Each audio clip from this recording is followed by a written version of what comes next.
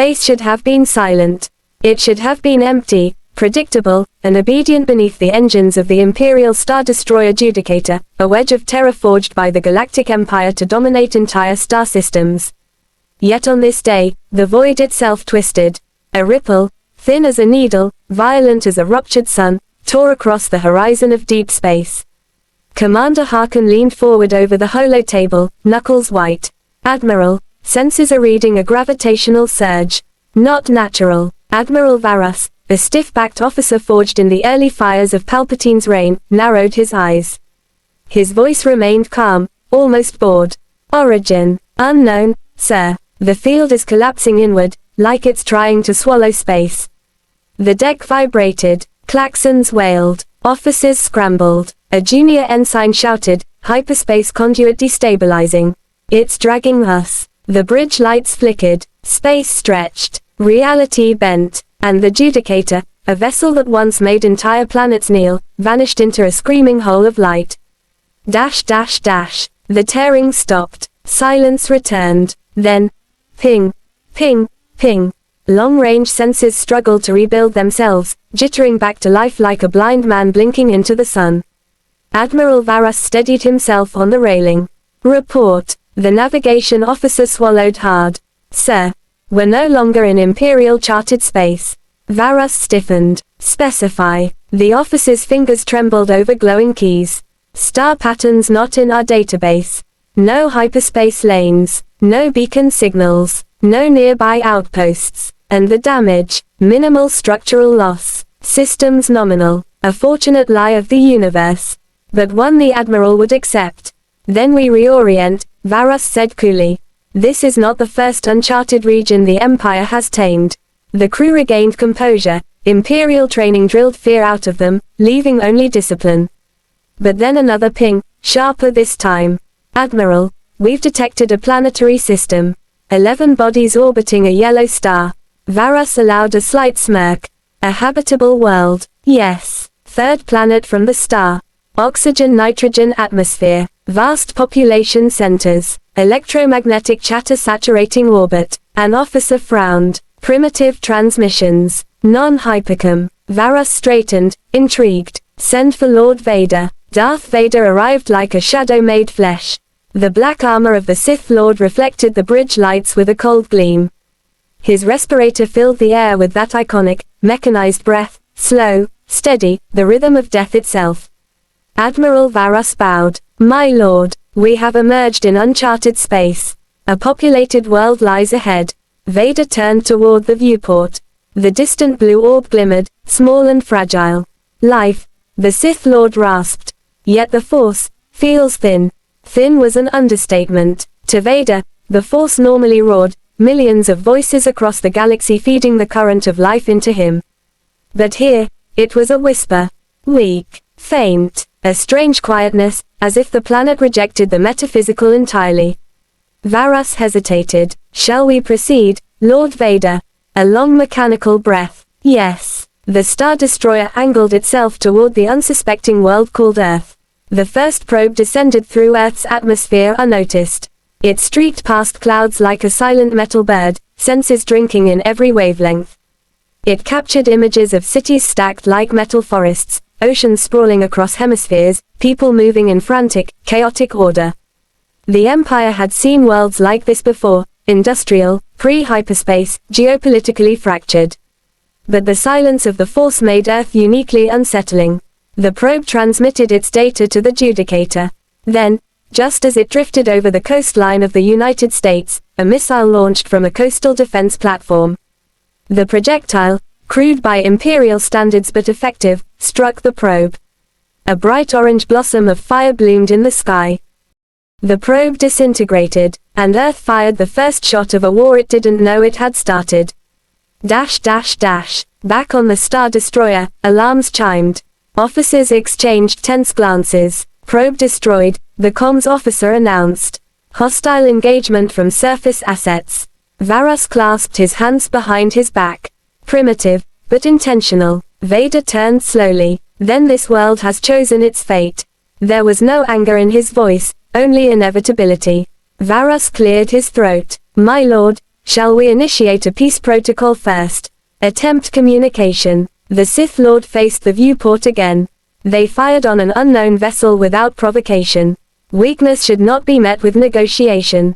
Another deep inhale. We will respond. Earth's space agencies detected something wrong before the governments did.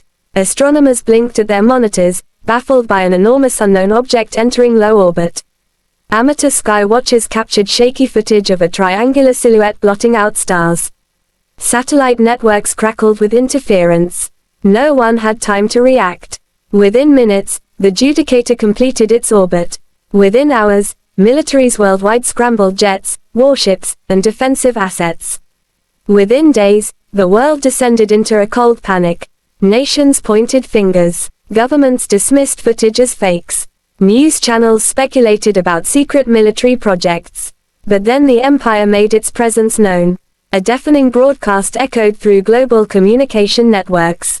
Hundreds of languages were instantly deciphered by Imperial translators. Every screen, phone, television, billboard, flickered, then displayed a hollow-eyed Imperial officer. People of Earth, you are now subjects of the Galactic Empire. Any resistance will be met with swift and final consequences. Then, for dramatic emphasis, the Judicator fired a single green lance of turbolaser fire into the Pacific Ocean. The explosion created a steam pillar over 40 miles wide. No casualties, just a demonstration, a warning shot that could have erased a city. In the global war rooms, from Washington to Beijing, Moscow to Delhi, leaders stared at screens in disbelief. A power far beyond their imagination had arrived. And it had no interest in diplomacy. It wanted obedience. Humanity's response was immediate. The United States activated nuclear readiness protocols. China deployed its entire coastal defense grid.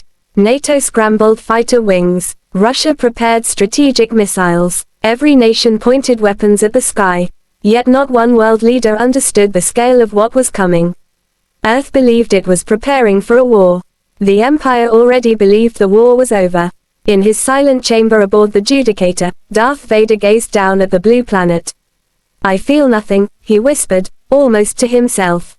For the first time in years, the Dark Lord felt blind. Weak. Cut off. The Force was there, but hollow. Thin. Receding the closer he grew to Earth. A world without the Force. A world that denied his very existence. His grip tightened. This planet, the mask angled downward.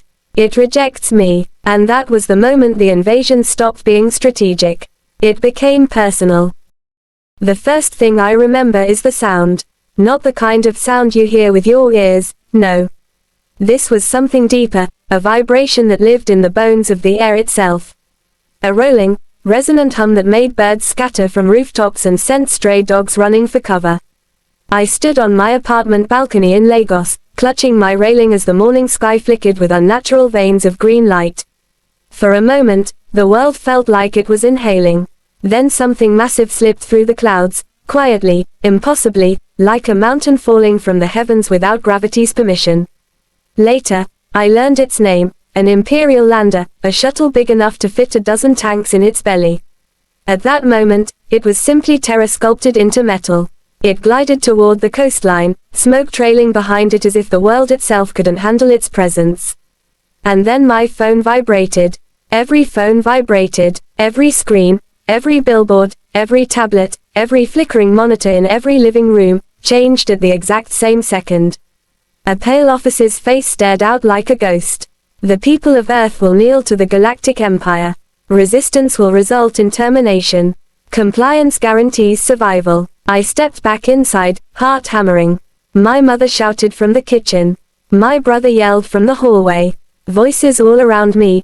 Neighbors screaming, doors slamming, police sirens wailing. Humanity wasn't reacting as one species. Humanity was panicking like 7 billion individuals. High above, the Judicator hovered in orbit, our invisible executioner. Inside the Imperial briefing chamber, Admiral Varus gestured to a holomap showing Earth's major capitals. Our scans indicate fractured government structures, my lord. Multiple militaries. No unified defense. Darth Vader loomed at the edge of the projection, silent, the dark armor drinking in the room's pale light. His respirator filled the silence. Varus continued, their initial attack on our probe was likely an act of fear, not strategy. However, they fired, Vader interrupted. That mechanical baritone made even the holoprojector hesitate. Intent is irrelevant. Action defines consequence. The Admiral stiffened. Then the next phase begins. Vader's mask tilted slightly, as if scenting something in the air. Only there was nothing. No force currents. No whispers. No echoes. Only emptiness. Yes, Vader said. Deploy reconnaissance teams. I will personally lead the descent. Varus swallowed. Yes, my lord. Earth wasn't waiting. 3 hours after the worldwide broadcast, fighter jets from the United States, China, India, France, Brazil, and several others launched simultaneously. Not coordinated, not unified, each nation acted alone, desperate to prove it could defend its own sky. But none of them knew what they were flying into. At 0813 local time, radar stations across the world recorded impossible readings, fast, darting signatures that moved like insects made of lightning. TIE scouts, black, angular, shrieking vessels that ignored the rules of aerodynamics entirely. The moment they dipped into atmosphere, they split into dozens of piercing wails, an orchestra of death screaming across the sky. Earth's jets scrambled toward them. A Brazilian Mirage fired the first missile. It shot straight toward a TIE, only for the craft to bank sideways with a movement that shouldn't have been possible. The missile tore past empty air and exploded harmlessly over the ocean. Then the TIE retaliated, a single burst of green plasma, a single flash, a single heartbeat. The Mirage turned into a flower of fire. The pilot never knew what killed him. I was watching live footage on our apartment TV when the reporter suddenly gasped. Behind her, far behind, a black speck in the sky erupted into a ball of flames. My stomach twisted. This is a military engagement, the reporter whispered, voice breaking. Our forces have opened fire. No, not opened fire. They were being erased. In Washington, emergency councils collapsed into shouting. In Beijing, Strategic Command demanded immediate retaliation. In Moscow, old Cold War bunkers were unlocked for the first time in decades. Humanity's instinctive reaction wasn't unity. It was pride, ego, sovereignty. Every nation wanted to be the one to survive, or to strike the blow that made the invaders retreat. That instinct would soon cost millions of lives. At 9:47, the United Kingdom attempted something desperate. A nuclear submarine in the North Atlantic launched a Trident missile toward the Judicator. They didn't ask permission. They didn't consult allies. The Empire simply scared them enough to pull the trigger. The missile soared into the upper atmosphere like a burning spear. Inside the Star Destroyer, an Imperial officer announced calmly, "A projectile is approaching. Primitive. Ballistic." Varus raised one eyebrow. "Intercept and destroy." "Yes, sir." A screen flashed. A small Imperial defense drone detached from the destroyer's hull, drifted toward the incoming nuke, and fired a single beam. The Trident missile disintegrated in a cloud of harmless vapor. Vader didn't turn, didn't comment, didn't acknowledge the attempt. He simply stared at Earth below, mask unreadable. This world had dared to resist him. But more importantly, this world had dared to exist without the Force. And that unsettled him more than any weapon. By early afternoon, the Empire executed the second phase. Imperial landers descended toward key strategic locations. Washington, D.C., Beijing, Berlin, Cairo, Sao Paulo, Sydney, Cape Town, Tokyo. They didn't land gently. They crashed into open spaces, parks, stadiums, empty fields, shockwaves flattening buildings around them. The world held its breath. And then, the ramp of the first lander hissed open. Stormtroopers marched out in perfect formation, white armor gleaming in sunlight that didn't belong to them. In Washington, they moved toward the Pentagon. In Beijing, toward Zhongnanhai. In Berlin, toward the Bundestag. Not firing, not killing, just marching, claiming, announcing, "We own this now." Earth's militaries were seconds away from opening fire when something worse emerged from the final lander in Cairo. A tall, black figure descended the ramp. The Egyptian sun reflected off his armor as if even the light feared touching him. His breath echoed, mechanical, steady, chilling. The world gasped as the first images went viral. Darth Vader had stepped onto Earth. Governments panicked. Generals shouted. Citizens fled. But the fear became truly universal when something unexpected happened. A squad of Egyptian security officers surrounded the Sith Lord and ordered him to stand down. Vader turned his head slightly. A simple glance. Normally, the Force would have flowed through him, an invisible fist ready to crush those who defied him. But here, the Force was muted. Not gone, but dim. Weak. Fogged. So instead of throwing him aside with a gesture, Vader simply ignited his crimson blade. The officers opened fire. Bullets sprayed. Vader deflected some with reflexes that seemed impossibly fast, yet slower than usual. Others pinged off his armor, denting but not penetrating. Then he advanced. 1 strike, 2, 3. The officers fell. Earth learned a truth that day. Even weakened, Darth Vader was still Darth Vader. Humanity reeled, and the Empire smiled. Earth had fired first. Earth had resisted. Earth had drawn blood. Now the Empire would return the favor. I didn't sleep that night. Every time I closed my eyes, I saw the Star Destroyers hanging above Earth like metallic gods, their underbellies glowing with the promise of annihilation. The Empire's ultimatum counted down in my head like a poison ticking clock. Surrender, or burn. Around 4 a.m., London's underground bunker felt like a tomb. The air was thick with sweat, fear, and the stale exhale of hundreds of soldiers who pretended they weren't seconds from breaking. I sat with the other volunteers, the ones who refused evacuation because they'd rather die fighting than live crawling. A screen flickered, bathing the room in cold blue light. A Star Destroyer was descending. Not slowly, not ceremonially, but deliberately, like a predator lowering its head to inspect prey. The room fell silent. Is that landing? Someone whispered. No. I said, my throat dry. It's claiming. And then it hit me. This wasn't an invasion designed to conquer cities. This was meant to break the planet's spine. A holographic transmission flashed to life inside the bunker. An Imperial commander appeared, helmet under his arm, posture rigid, voice sharp as a blade. People of Earth, you have resisted. That defiance ends today. The Emperor has issued a direct decree. Your world will kneel, or your skies will burn. The screen cut. The bunker sirens screamed. The Empire makes landfall. When the blast hit Westminster, I felt the floor jump like a living beast. Dust rained from the ceiling. Someone screamed. A woman clutched her child, shielding his face. Another tremor. Another explosion. But these weren't nuclear. Not even close. They were controlled. Precise. Surgical. The Empire wasn't trying to wipe us out. They were targeting infrastructure, power plants, comm centers, military HQs. They wanted the world blind and deaf before sunrise. We rushed to the upper levels, scrambling through stairwells that shook with every distant detonation. When I burst onto the streets of London, my heart stopped. The sky was full, not of planes, not of missiles, but of TIE fighters, hundreds, screaming past like metallic locusts cutting black trails across the dawn. London's skyline was on fire, and standing at the center of it, a shuttle descended, ramp lowering smoothly as stormtroopers marched out in formation. Behind them came a dark figure draped in imperial robes, the kind of man whose presence bends the air around him.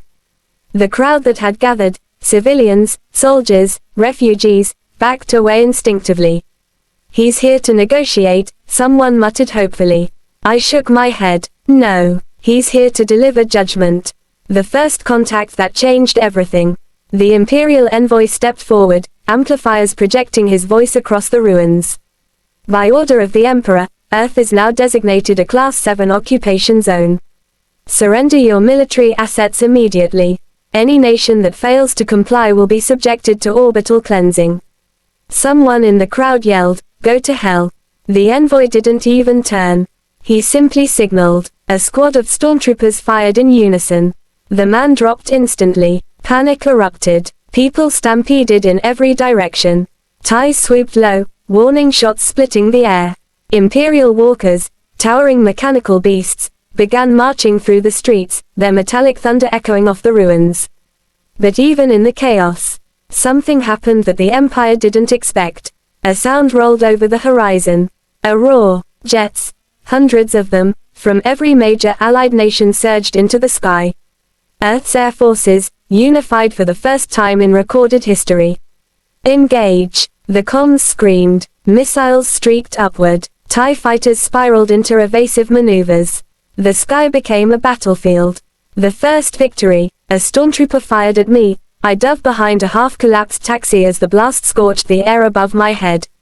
Civilians ran by screaming. Buildings crumbled. The ground shook. The sky was no longer blue. It was a battlefield. The rebel ships tore through the cloud cover like silver arrows, their engines burning trails of defiance against the Empire's dark fleets. The moment they arrived, everything shifted, not just the air war, not just the ground fight, but the very fate of Earth. I stood there in the ruins of Westminster, dust on my tongue, blood pounding in my ears, as the impossible unfolded above me. Earth, our isolated, naive little world, had just been dragged into a war that stretched across stars. And now we had allies. Whether we were ready or not. The rebel transmission. A hologram burst to life above London, projected from the leading rebel frigate. A woman appeared, hard eyes, tight braids, uniform scorched from fights she'd barely survived. "This is Commander Arlam of the Free Systems Alliance," she said. "We've engaged Imperial forces in your airspace. Hold your ground. Reinforcements arriving planet-side in 30 seconds. 30 seconds. I didn't know whether to laugh or collapse. Stormtroopers adjusted their formation, suddenly unsure. Their perfect discipline cracked. Their headlamps flicked nervously as the first rebel dropship screamed downward, slicing through the smoke and debris. The Empire had expected a broken world, helpless and unaware. Instead, they'd walked straight into a two-front war. And Earth was the second front. The drop that saved London. One of the rebel dropships slammed into the pavement so hard the shockwave knocked me sideways. The ramp hissed open, and armored fighters poured out, grey plating scratched, visors glowing faint amber. Not sleek like stormtroopers, not uniform, but seasoned. Each one carried themselves like a walking rebellion. "Get that walker's legs," someone shouted, voice rough and battered. I turned in time to see the towering Imperial walker pivot toward the rebels, ready to blast them off the map. But they were faster. Two rebels sprinted under the walker, slapped magnetic charges on both knees, and dove away. The explosions were deafening. Metal tore. The giant beast staggered, groaned, then crashed to its side, shaking the street. The rebels cheered. The citizens hiding behind rubble cheered. I did too. For the first time since the invasion began, hope wasn't a fantasy. It was standing right in front of us. Weapons drawn. Fury aimed at the Empire. The soldier WHO changed my fate. A rebel fighter slid behind the same overturned taxi I was hiding behind. She wore grey gauntlets and a cracked visor. Her breaths came fast, sharp. "You armed?" she asked. "No," I said. "I'm a civilian." "Not today, you're not." She shoved a blaster rifle into my hands. I stared at it like it was a venomous snake. She leaned closer. "Listen to me. Your world doesn't have the luxury of bystanders anymore. If you can pull a trigger, you can live. If you can't," she nodded at the flaming skyline, "the Empire will decide for you." Then she was gone again, sprinting toward a cluster of stormtroopers. I didn't even know her name. But I knew one thing. She was right. The joint counteroffensive. Earth's jets circled back, regrouping behind the rebel squadrons. Whoever coordinated the airwaves had about 5 seconds of training before they screamed into the comms. Earth Air Command to Rebel Alliance, were locked on tie lanes. A rebel pilot responded, voice laced with adrenaline. "Follow our lead. Break their L formation. Do not chase lone ties, that's how they bait kills." Our pilots listened. It saved hundreds of lives. The air battle turned brutal, fast, and shockingly even. Earth's jets couldn't match TIE acceleration, but they outperformed them in durability, maneuvering, and missile precision. Where TIEs darted like angry hornets, our jets carved the sky with patience. And the rebels. They moved like artists of war, weaving through enemy lines, cutting down ties with surgical strikes. It was the first real turning point. But it wasn't victory. The Star Destroyers were still above us. And they were angry. The Empire's second wave. The hovering destroyer rotated slowly, deliberately, like a predator amused by resistance. Lights along its hull turned a violent shade of crimson. "Oh no," someone said beside me. "They're powering the axial barrage." The what? The sky darkened as the destroyer aimed toward the rebels, toward our jets, toward the planet itself. My stomach twisted. This wasn't a warning shot. It was a slaughter beam.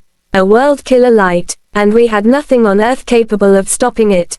Except, a rebel cruiser swooped between the destroyer and the planet, taking the full force of the blast.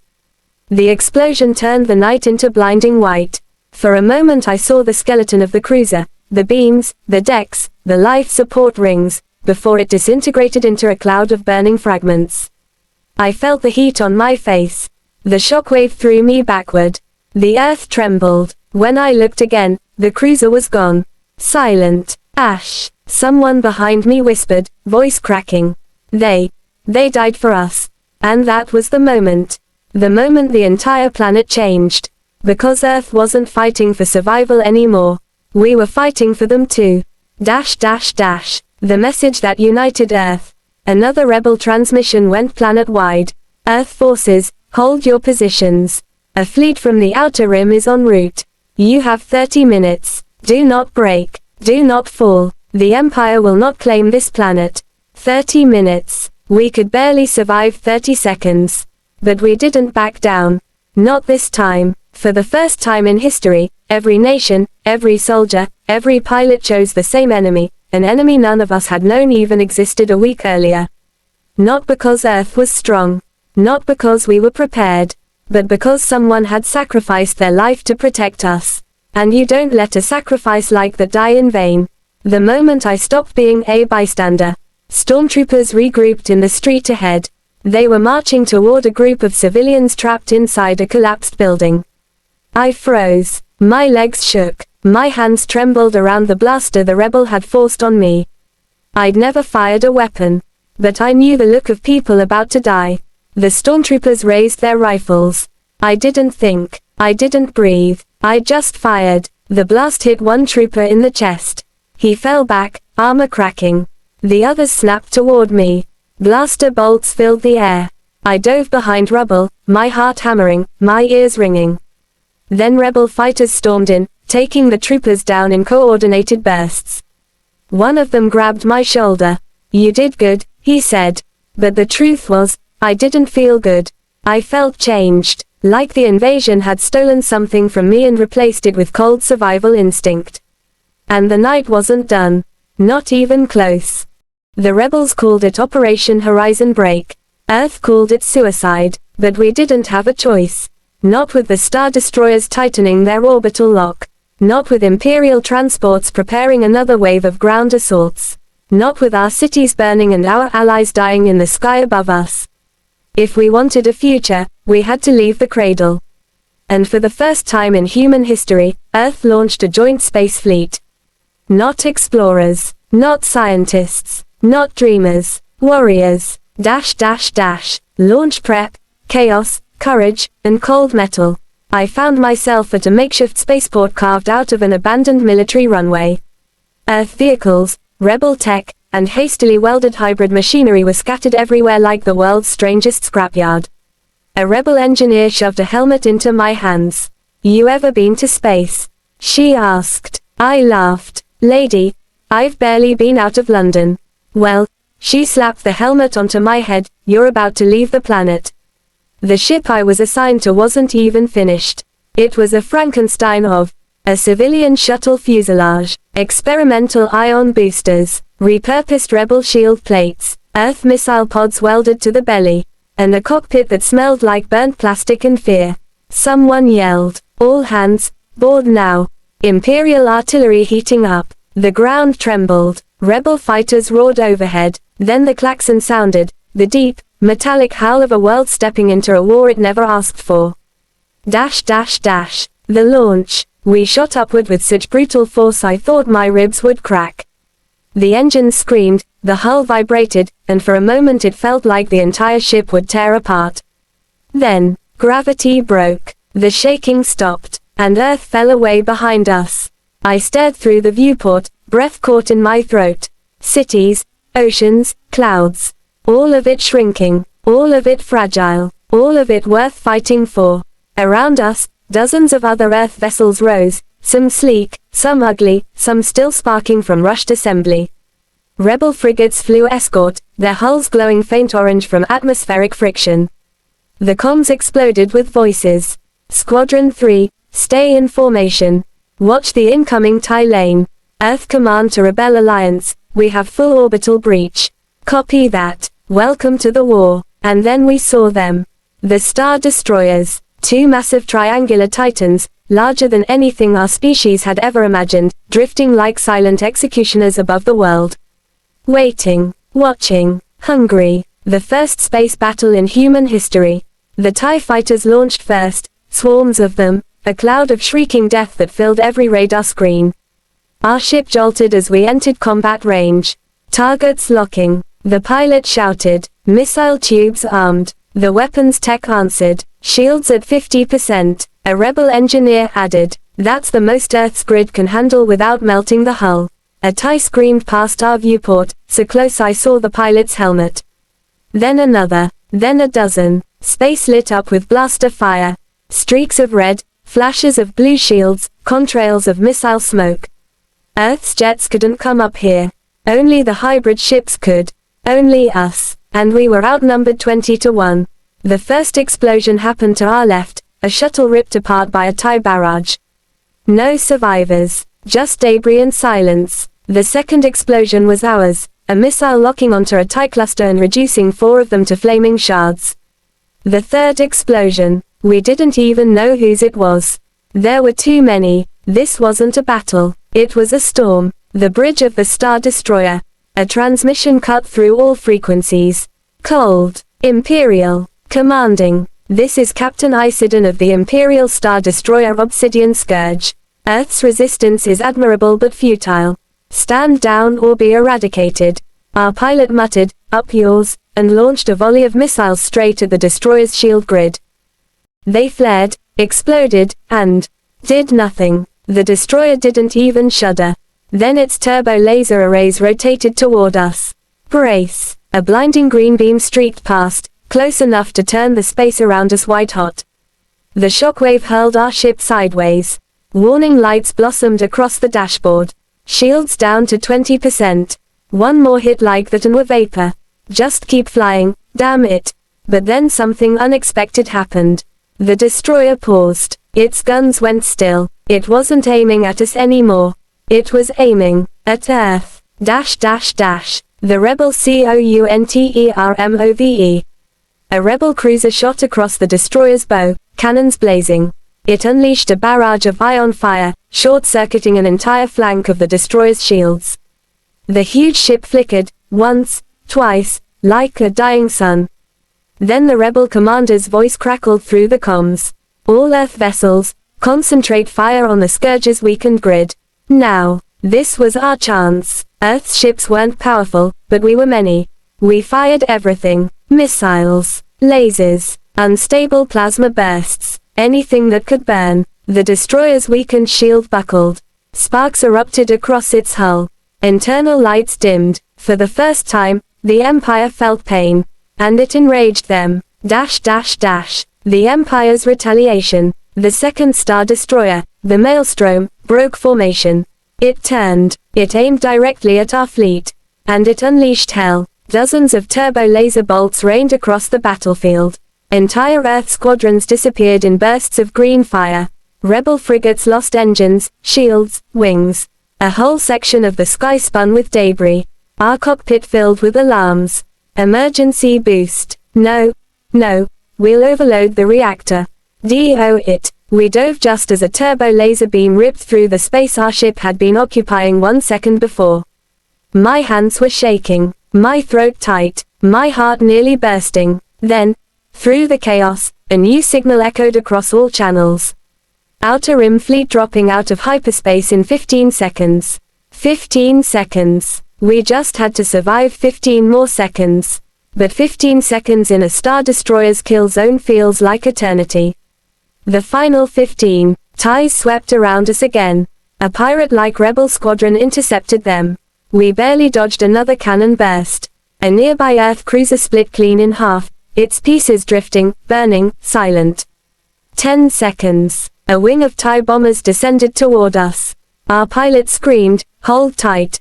We banked hard. Missiles streaked past. One clipped our tail. The ship spun violently. 5 seconds. A beam from the Maelstrom charged again, aimed at the heart of the rebel fleet. 4, 3, 2, 1. Space tore open. The Outer Rim arrives. The stars stretched. The void vibrated, and a fleet of rebel ships, heavy cruisers, gunships, carriers, thundered into existence like stampeding titans. Their flagship led the charge. A massive, battle-scarred cruiser with radiating side plates and engine thrusters the size of city blocks.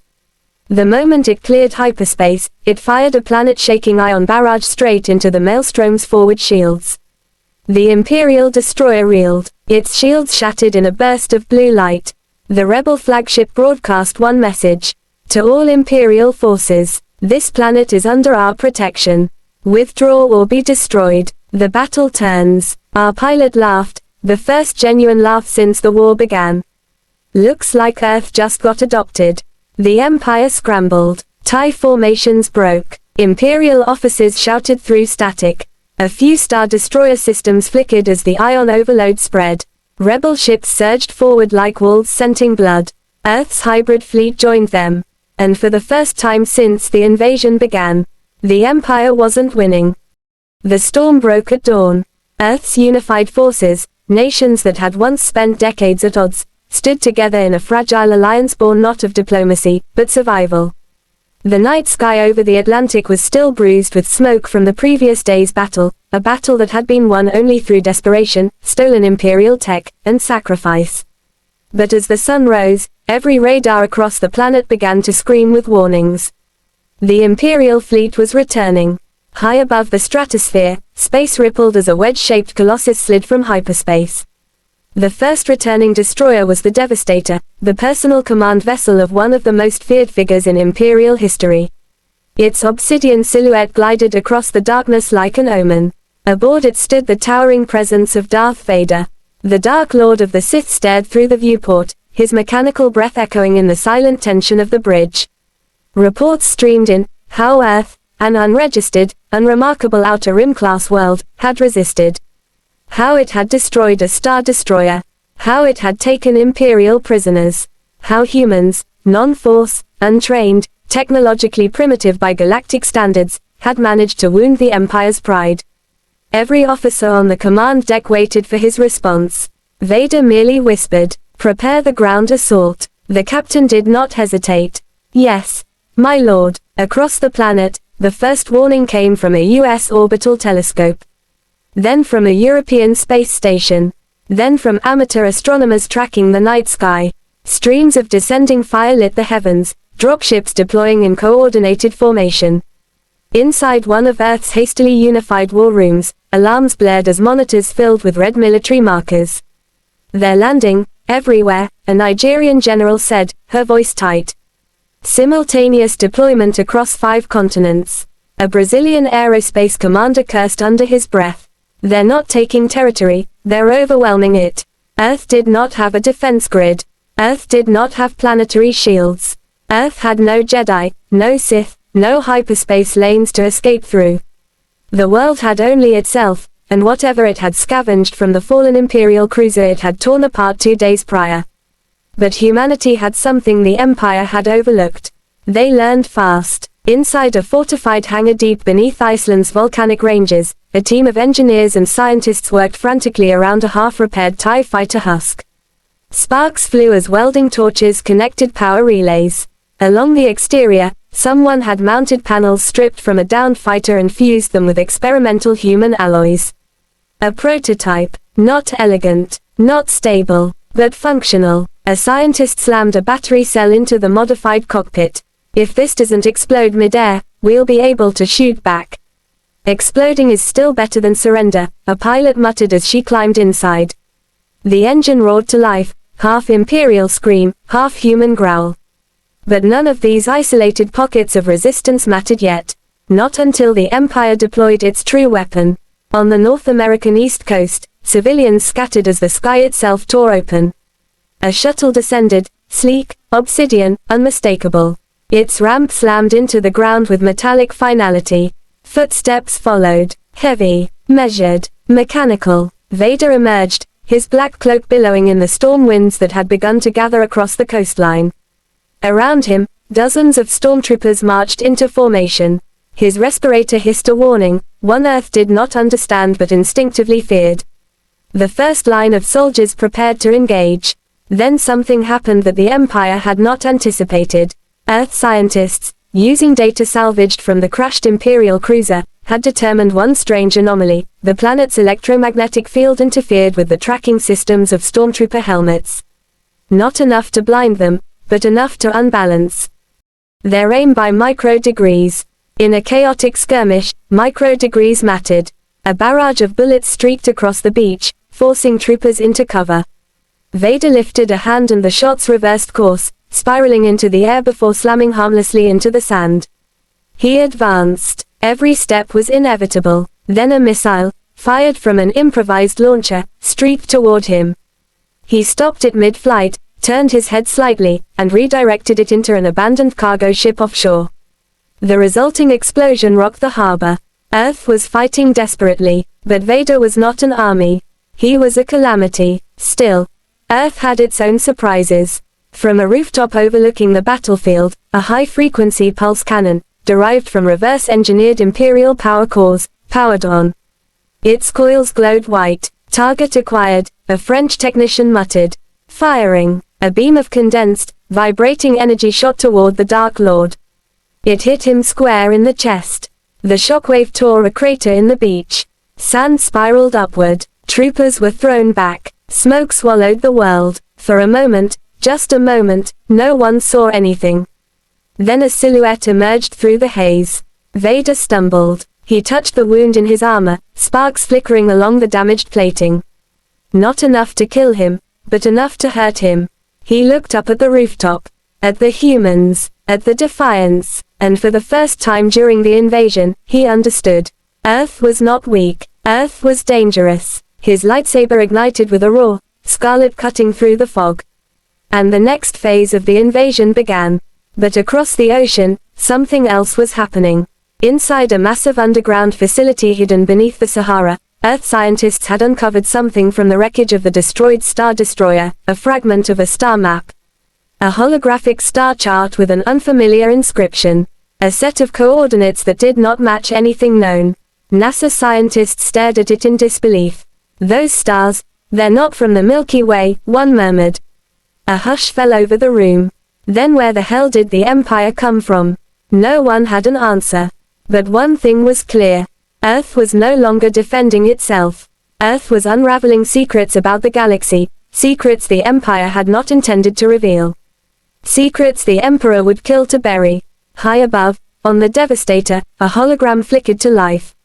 Emperor Palpatine materialized in crackling blue light. Lord Vader, the Emperor's voice croaked. You will crush this world. I sense something. A presence buried beneath their planet. A veil closing over the Force. Vader bowed his head. As you wish, my master. The Emperor leaned closer. Find what they are hiding. The hologram snapped away, and the fate of Earth darkened. Force-sensitive officers faltered, consoles shorted, and even Vader flinched slightly, not out of fear, but recognition. The Emperor's voice, dripping with malice, cut through the comm networks. Deploy the Inquisitors. Hunt the source of this disruption. No mercy. A fleet of cloaked Imperial shuttles dropped from hyperspace around Earth, carrying squads of Force-sensitive agents trained to neutralize threats like Dr.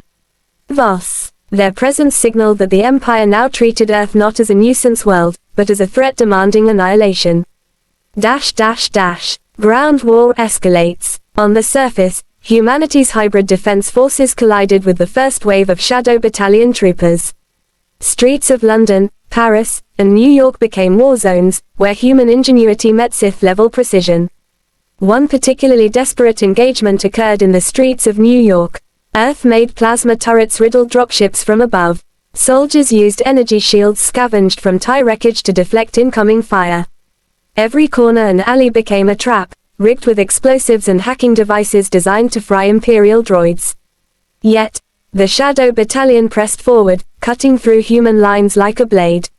Every fallen soldier was replaced by another, their coordination and discipline frighteningly efficient.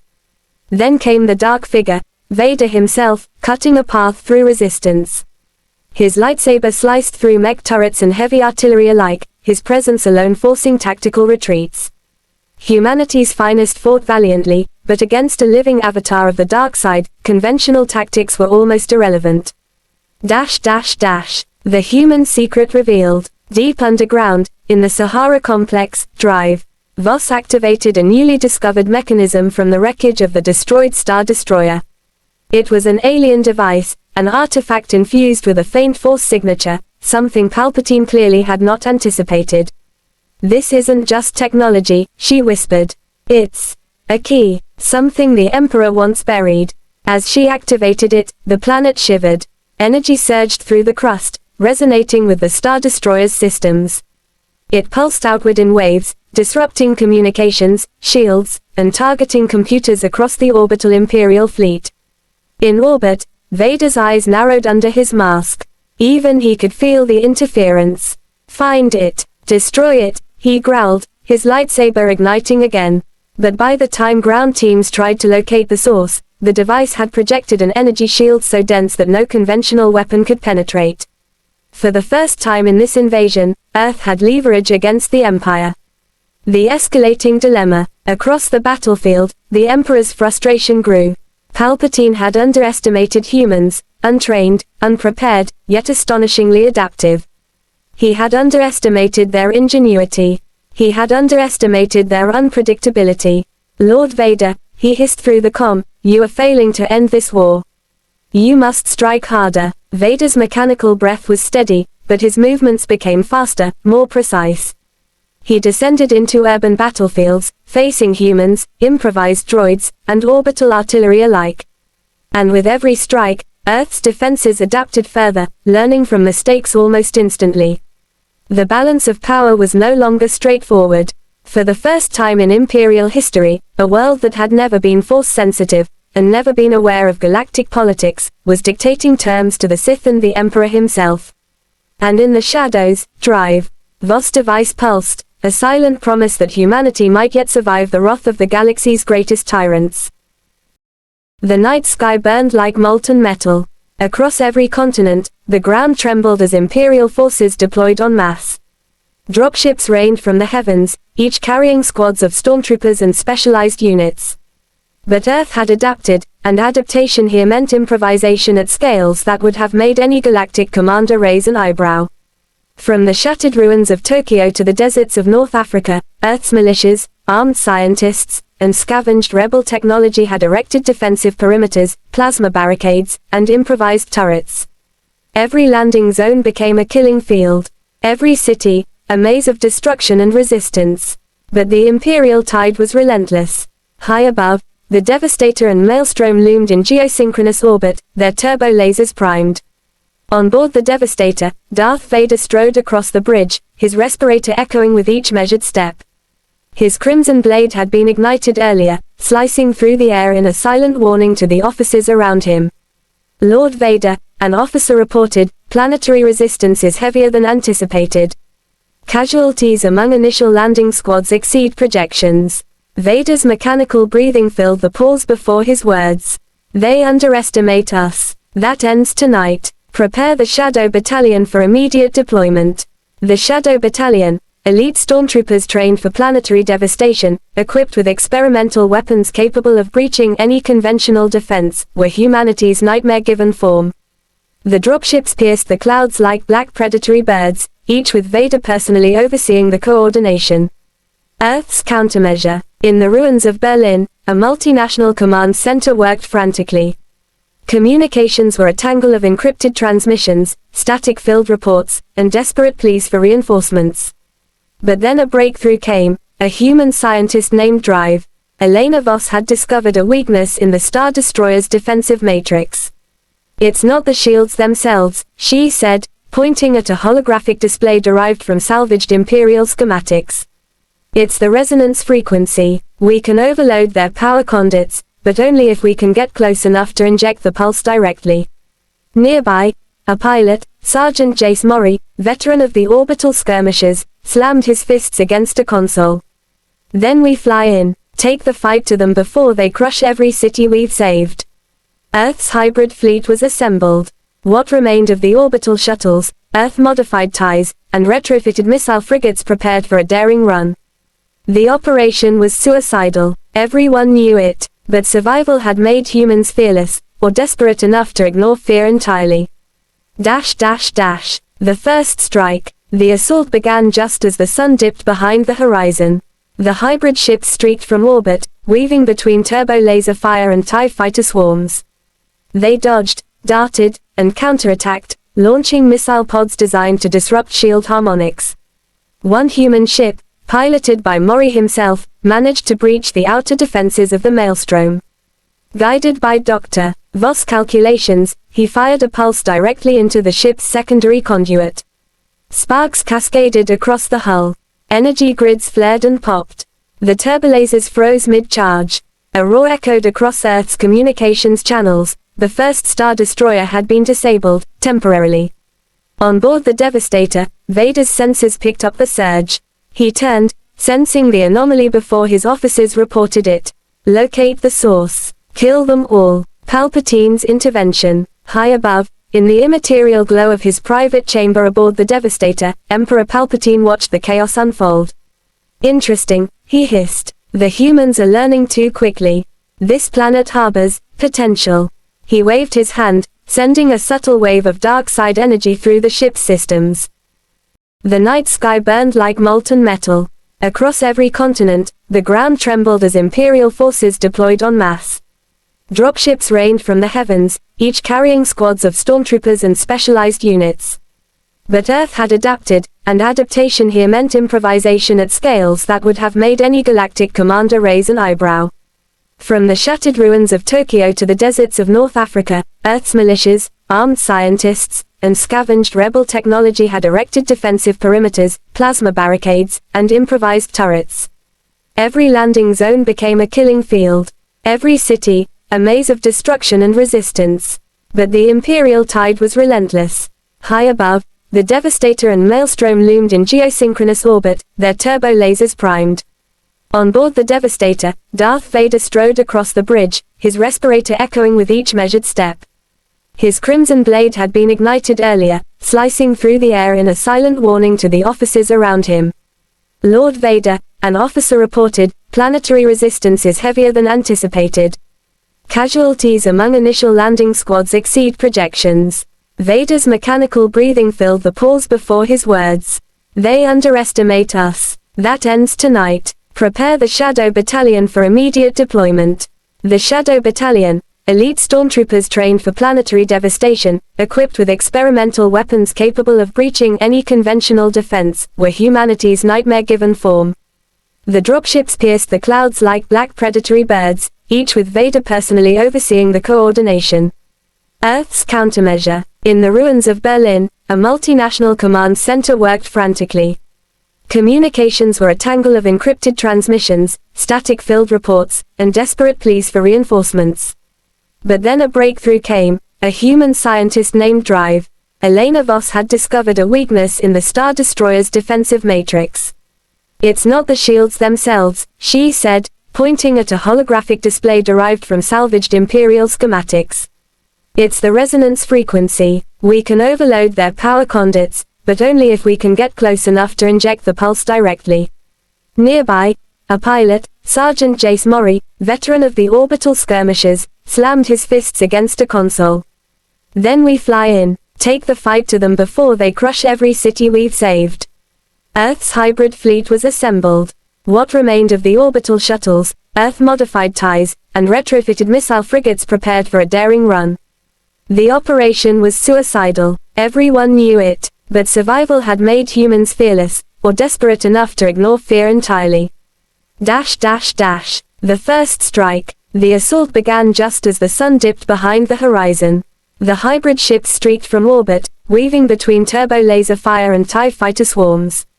They dodged, darted, and counterattacked, launching missile pods designed to disrupt shield harmonics. One human ship, piloted by Mori himself, managed to breach the outer defenses of the Maelstrom. Guided by Dr. Voss calculations, he fired a pulse directly into the ship's secondary conduit. Sparks cascaded across the hull. Energy grids flared and popped. The turbolasers froze mid-charge. A roar echoed across Earth's communications channels. The first Star Destroyer had been disabled, temporarily. On board the Devastator, Vader's sensors picked up the surge. He turned, sensing the anomaly before his officers reported it. Locate the source. Kill them all. Palpatine's intervention. High above, in the immaterial glow of his private chamber aboard the Devastator, Emperor Palpatine watched the chaos unfold. Interesting, he hissed. The humans are learning too quickly. This planet harbors potential. He waved his hand, sending a subtle wave of dark side energy through the ship's systems. Force-sensitive officers faltered, consoles shorted, and even Vader flinched slightly, not out of fear, but recognition. The Emperor's voice, dripping with malice, cut through the comm networks. Deploy the Inquisitors. Hunt the source of this disruption. No mercy. A fleet of cloaked Imperial shuttles dropped from hyperspace around Earth, carrying squads of Force-sensitive agents trained to neutralize threats like Dr.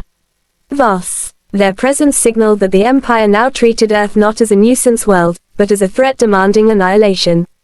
Ground war escalates. On the surface, humanity's hybrid defense forces collided with the first wave of Shadow Battalion troopers.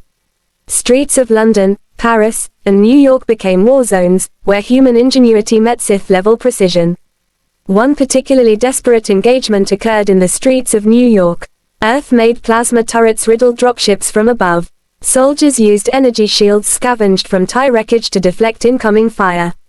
Every corner and alley became a trap, rigged with explosives and hacking devices designed to fry Imperial droids. Yet, the Shadow Battalion pressed forward, cutting through human lines like a blade. Every fallen soldier was replaced by another, their coordination and discipline frighteningly efficient. Then came the dark figure, Vader himself, cutting a path through resistance. His lightsaber sliced through mech turrets and heavy artillery alike, his presence alone forcing tactical retreats. Humanity's finest fought valiantly, but against a living avatar of the dark side, conventional tactics were almost irrelevant. The human secret revealed. Deep underground, in the Sahara complex, Drive, Voss activated a newly discovered mechanism from the wreckage of the destroyed Star Destroyer. It was an alien device, an artifact infused with a faint force signature, something Palpatine clearly had not anticipated.